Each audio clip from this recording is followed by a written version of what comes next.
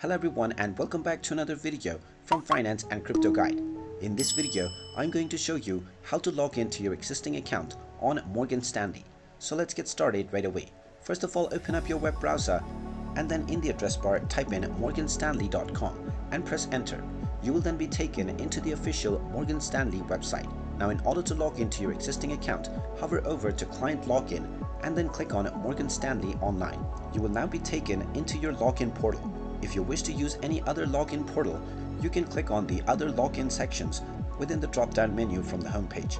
Once you're within your appropriate login portal, just type in your credentials. Enter your user ID that you created while signing up to your account and then type in your account password. After typing both of these, click on the login button and you will be logged into your account right away. In case you forgot your username or your password, you will find the appropriate forgot options underneath your login page.